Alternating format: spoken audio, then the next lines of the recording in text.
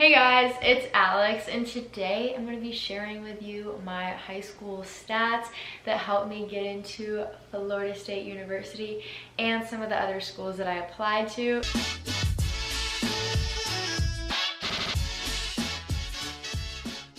If you are interested in what schools I was accepted to and what schools I was not accepted to, go ahead and go check out my college decision reveal, because I go through every school I applied to and why I ultimately decided to go to Florida State. And before I start, I just want to put a disclaimer out there that I am not doing this to flex on you guys. This actually was requested. I think it could be helpful. There's so many things that go into college decisions and I don't even fully understand it. I don't think I ever will, but there's just so many factors that are involved and it changes on a year-to-year basis and it's different for every single school. So don't compare yourself to me, but I just wanted to share with you guys this because it was requested. First, I'm gonna start out, I have like my computer here because I have my Common App pulled up, because some of the stuff I did not remember. First of all, I'm gonna start off with GPA. My weighted GPA was a 4.341. Now I'm gonna be talking about test scores. I took the SAT and the ACT, and I personally much preferred the ACT. I took the SAT once and I got a 1270 on it, which was not what I was hoping for, so I decided to try the ACT instead. Not that that's a horrible score. I mean, based on how I had done on the PSAT, I did a lot better than what the SAT was showing, so I decided to go for the ACT, and I did do much better on that. I took it 2 different times and my composite score on both of them was a 30, but Florida State and a lot of the other schools I applied to did super score, so it helped me out a lot, because the first time I took it I got like a 28 on the English section, but then the second time I took it I got like a 33 on the English section. So then like when you leveled it out, my best English score was a 33, my best math score was a 31, my best reading score was a 32, and my best science score was a 30. Now I will say, if you were trying to decide whether to take the SAT or the ACT, I think that the ACT's questions are a little bit easier than the SAT, but what comes along with that is you have a much shorter time to do the ACT.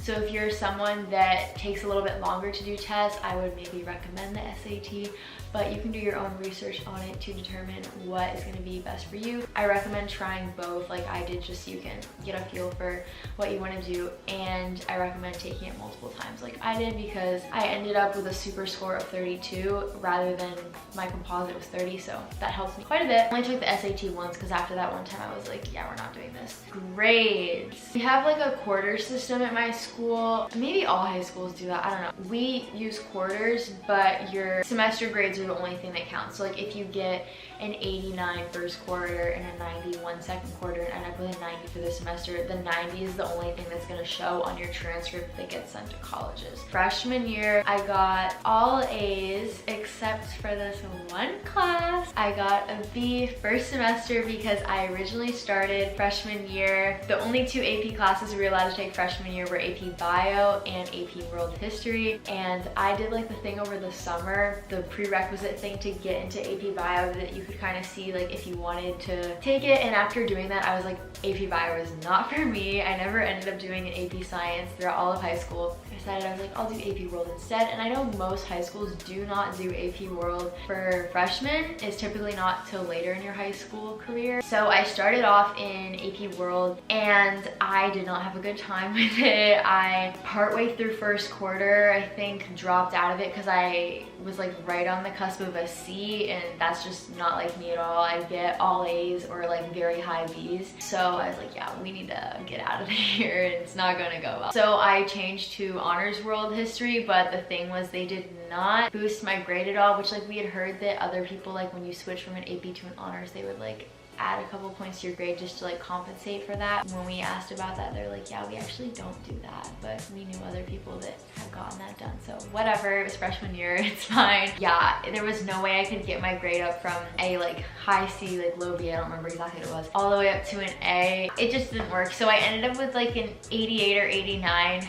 for the semester for that class. So my shot at valedictorian was done after first semester. Sophomore year was a bit of a struggle for me. Sophomore year, I got a B first semester in honors chemistry, honors French 3, algebra 2 honors. First semester, sophomore year did not go. I mean, honestly, the whole year for sophomore year was just hard for me because that was my biggest workload year. I know everyone says junior year is like the worst in terms of workload, but for me personally, it was definitely sophomore year. Junior year was so much better. Second semester, sophomore year, I only got 1 B, and that was in chemistry. I got my grades back up in French and algebra 2, so that was good, but chemistry was really difficult for me. Junior year and senior year, I pulled off all A's for both semesters. I'm very proud of myself for that. Now, that kind of took a while. I'm sorry that took so long. AP classes. So I don't know if your guys' schools do ACE or IB or AP or whatever, but my school does AP. Freshman year, I did not take any AP classes. Like I said, I dropped the one. Sophomore year, I took 1 AP class. I took AP US History or APUSH. I think that was a great class to take. I ended up getting 6 college credits out of it because I got a 4 on the exam.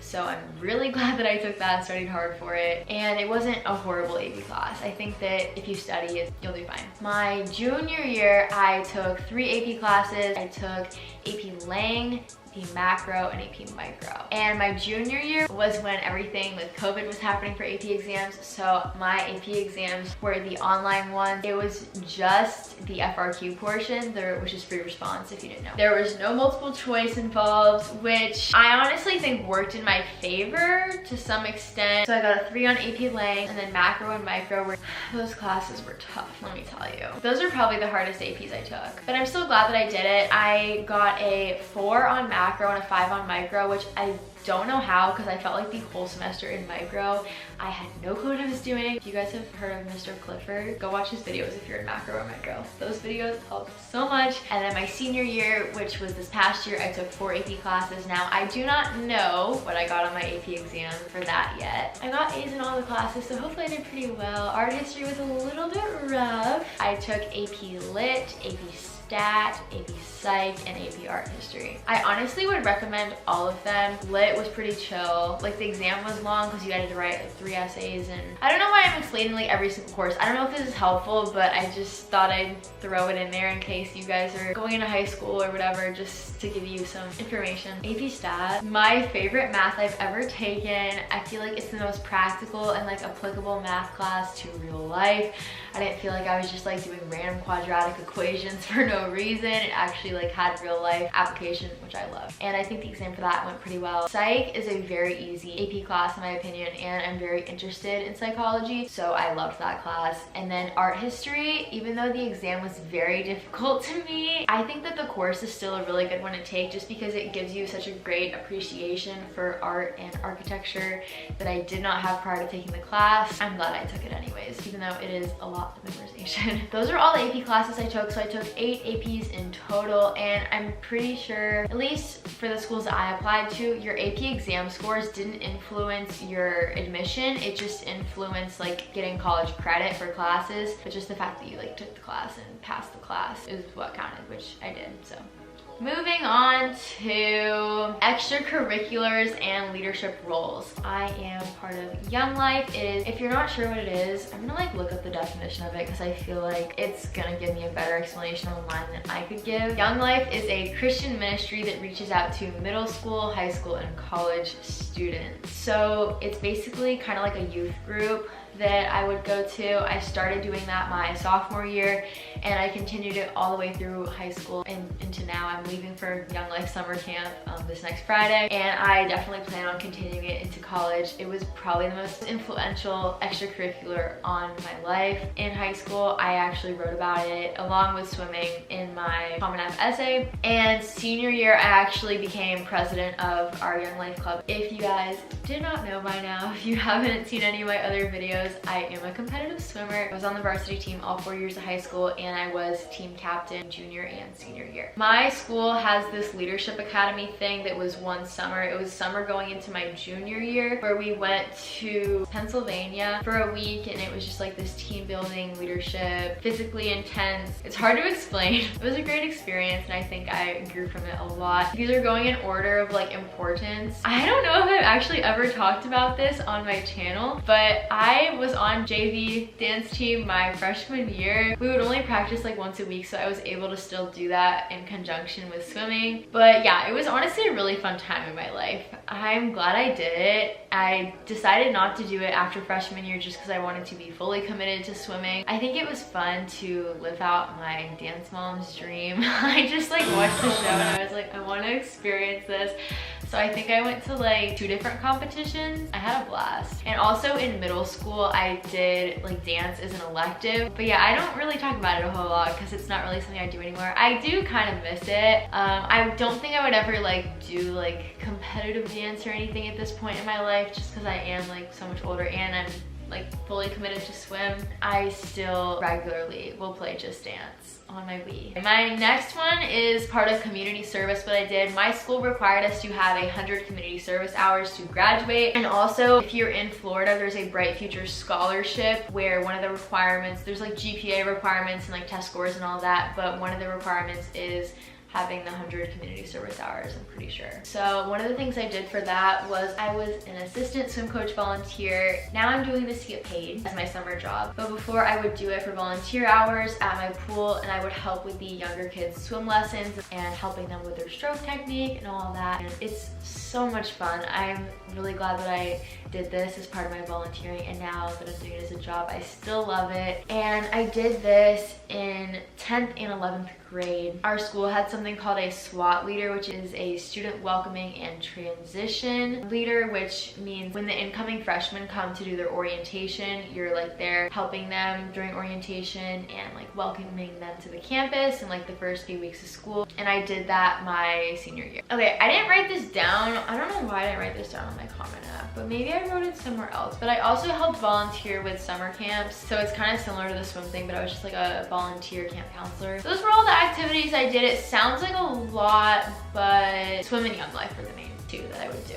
And then everything else was like over the summer or for a short period of time. This is taking a lot longer than I thought it would. I thought this would be a really short video, but I guess not. I don't ever remember when I was applying to schools having to like type in how many community service hours I have. My total was about 250 community service hours, even aside from like the whole applying to college thing. Glad that I got those experiences, especially volunteering at the pool and as a camp counselor, because I love working with kids so much. Awards and just like recognitions that I got. This will be the last section, I promise. I was on the president's list all of high school. I was in French Honor Society 10th grade, and then I was in National Honor Society junior and senior year, and then I was a Merit Scholar senior year. Florida State doesn't require you to submit an essay as part of your application, but a lot of the other schools I applied to did, and I just felt like it was a smart thing to do. So I did write an essay as part of my Common App application. And if you guys don't know what Common App is, it's a website where you can like kind of fill in all your information and then send it to certain schools. Not every school uses it, but a lot of them do. So yeah, that is all of my statistics for how I got into Florida State. I'm very excited for the fall. I actually just had my orientation this last week. It was online. I signed up for my classes and I'm so excited for this fall. It's crazy to think that I will be moving into college in like 2 months from now. But like I said before, do not compare yourself to my stats and everything. There are definitely so many factors and variables when it comes to college admission, so don't stress about it. And honestly, just everything will work out, and remember that through the college admissions process. Please do not stress about it. College content is on the way. I'm planning on uploading a dorm shopping vlog pretty soon. I really hope you guys enjoyed watching this video. I hope this helped you out. If you guys would like, comment down below what schools you are trying to apply to, what grade you're in, anything like that. And make sure to like and subscribe. Turn on post notifications so you get notified every time I upload a new video. Follow me on Instagram at alex__Boynton.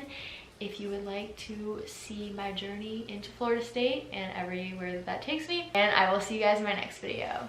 Bye!